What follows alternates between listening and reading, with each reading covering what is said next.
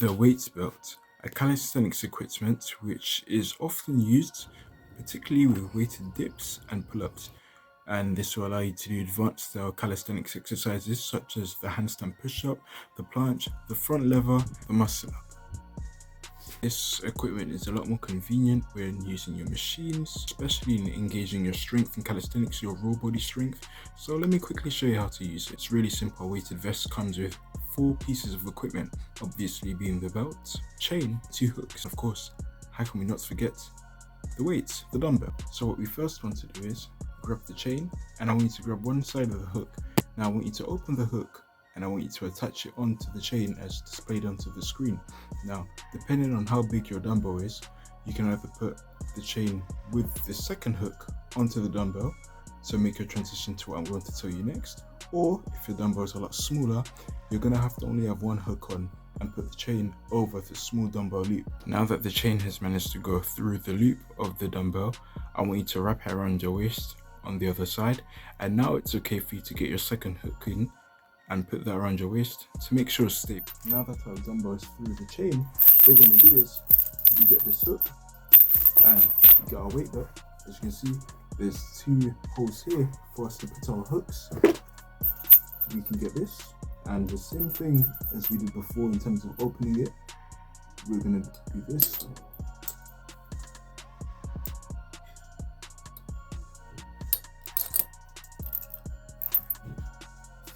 Alright, now your weight belt should be looking somewhat like this. We have our weight belt, we attached that to the first hook, and we've put our chains through the dumbbell. Now we're missing a hook. Earlier I told you we have 2 hooks, and you're absolutely correct. This is where the second hook comes in. So what we're going to do, we're going to attach the second hook onto the chain, and then we're going to attach it onto the second hole of the belt.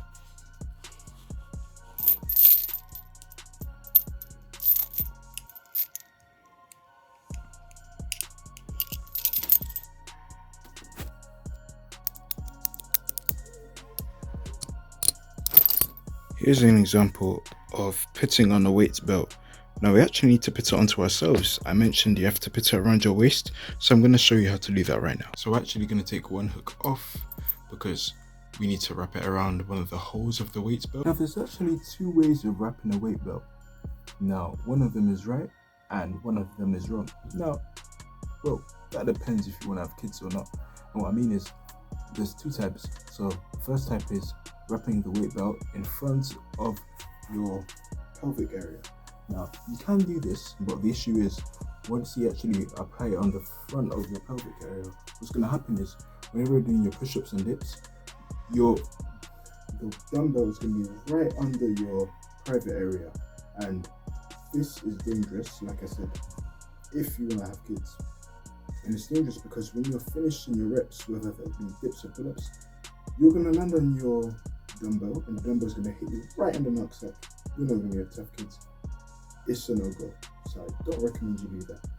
There's the other method, which is doing it behind your waist. This is the one that I actually recommend because it's safe, and the dumbbell is going to be in front of your legs, so when you do your dips or your pull-ups, it's not going to hit you in the private area. In short, you can have kids, you can still smash, and you get a good workout in.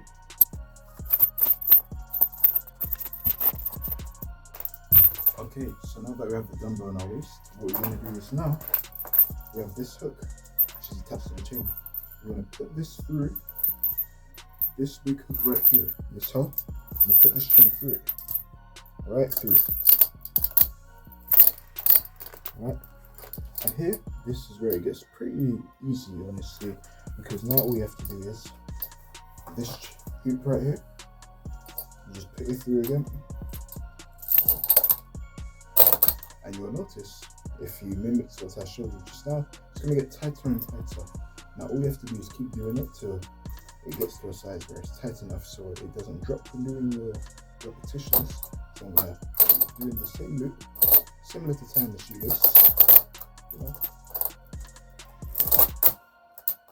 I'm going to keep doing that until it's so tight where I cannot do it anymore. And this seems to be hitting my limits, so what we're going to do now, see this clip over here? Because this is the last, you can literally clip it anywhere. Here it doesn't really matter where you clip because it's tight already, but I'm just going to clip it about here. Right, so that's clipped together. That being said, a weight vest. Now this is what it's supposed to look like. As you can see, this is the weight vest.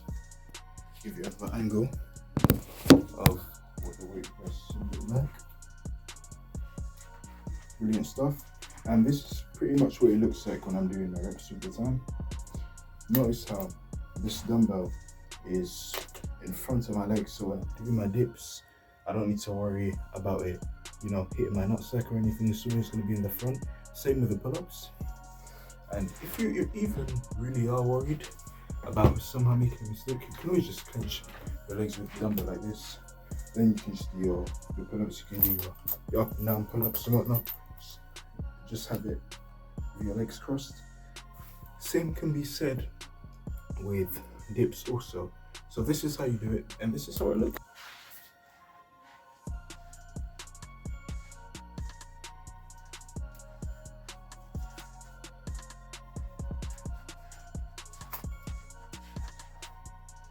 To detangle it, really simple. All you have to do is pick up the hook, find the exit, and it's out. See how we broke this knot? Open it again, and bingo. That's there. And from here, simply just pull it off, pull it out.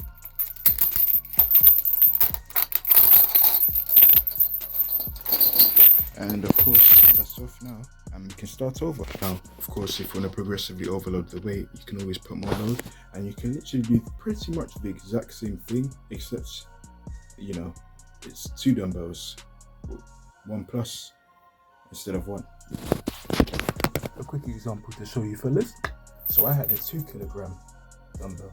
I'm gonna put a 5 kilo one just to show you what a progressive overload one would look like. So this is gonna be a speed run. I won't waste your time.